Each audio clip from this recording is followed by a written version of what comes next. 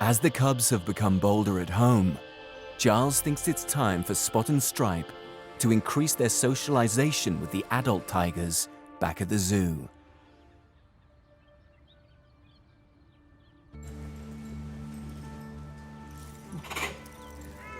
At the main tiger compound, Giles and his team are full-time carers for 10 adult tigers, and Spot and Stripe have been gradually exposed to them. Ah, good boy. Good boy. Good boy. Seeing the adult tigers through the glass is one thing, but their next big milestone is to socialize and meet one of the adults in the open air. It's scary in here. There's going to be lots and lots of interesting smells in here with all the other tigers. You know, like the big guys come through here on a regular basis, and it's much, much more of a sensory stimulation for them in here in terms of the smell than just being around the front of the glass. Like the big tigers never go around that side, so. Get used to walking around here, boys.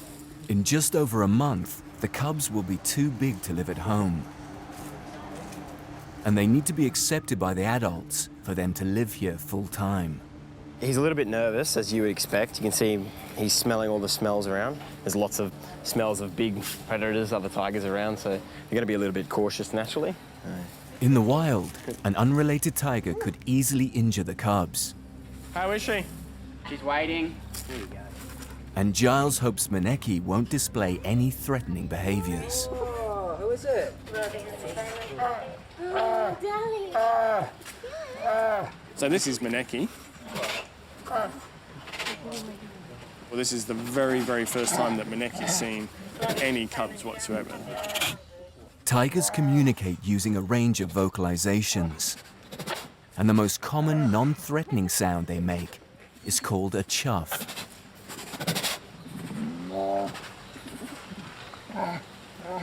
Chuffing is reassuring. So they're chuffing at her, they're chuffing at each other. So it's a reassuring type of noise, but it's also a way of greeting, so that she speaks your language, not like Ruby. Tigers are one of the few cats in the world to communicate in this way. These guys are very inquisitive, so their facial expression with their ears is exactly that. Now he's being a bit submissive for the fact that he's putting his ears slightly back, he's getting down low. So that's just being a little bit unsure, if you like. Whereas Maneki, you can see how relaxed she is. She's sat there, she's fairly happy. So Stripe is getting a little bit close. He's being cautious in the way in which he approaches. Good boy. You're brave. Yeah. Look at his face. He's very, very cautious. Like, he wants to go up a bit closer, but he's also a little nervous. But that's to be expected. Like, look at the size of her in comparison to him. So, and she's reacting a little. She doesn't want to be surprised.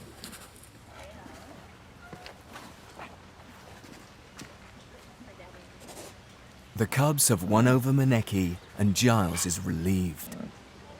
For a very first encounter, you couldn't have asked for it to go any better or any smoother. You know, no one's being aggressive, no one's showing over interest or too much interest. So, and the cubs are coping really well.